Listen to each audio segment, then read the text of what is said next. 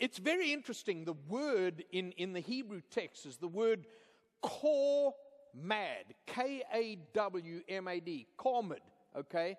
It's a very interesting fusion, this word in the Hebrew text. And it literally means that coveting is an unhealthy desire to have something, no matter what the cost, that belongs to somebody else. That's why he puts down some things here, and he talks about from farming to agriculture to your neighbor's wife to your possessions. He talks about it.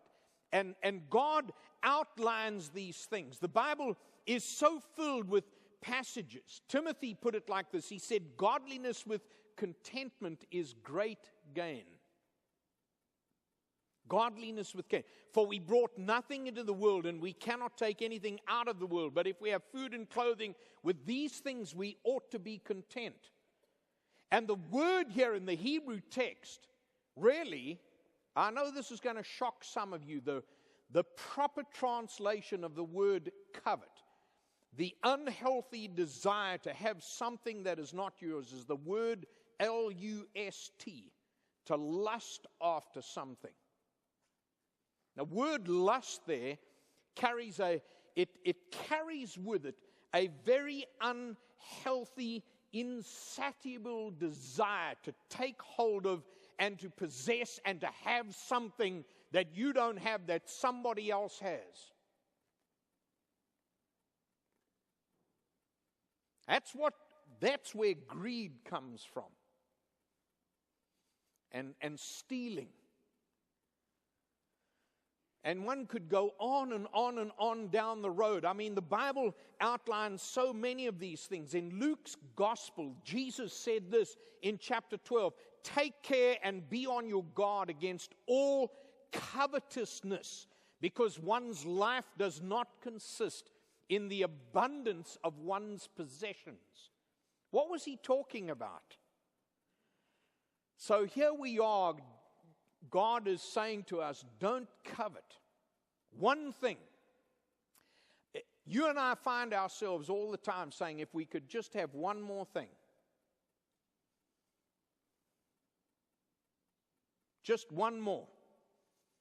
If I could just have one more. And what God is trying to say to us here is He's saying you need to be set free from this insatiable lust that you have in your heart to accumulate and to have what everybody else has. And we are being bombarded. Everybody looks at the television screen. That's why these shows are so popular. And I'm not criticizing all these. Reality shows today are the order of the day, aren't they?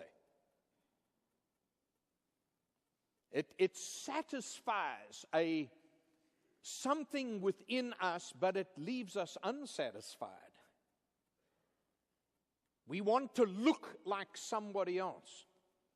There are models of excellence, and so we become absolutely crazy about it. If you take something like health, there are some people who go absolutely ballistic over an insatiable desire, a lust to have sculptured bodies. Now, I know there are just hundreds of men looking at me right now saying, if I could just have a body like Don, I'd be made. I know that. And what God is saying is be satisfied with who you are. But that being satisfied with who you are does not in and of itself say, well, you know what? This is just the way I've made. You know, when God made me, I just have a propensity to put on weight and to get out of shape and to be unhealthy. Therefore, God made me that way. Therefore, I don't care. That's equally sinful in God's sight. So God's not saying, take care of yourself. He's saying, do something about it. Take care of yourself. But don't develop an insatiable unhealthy desire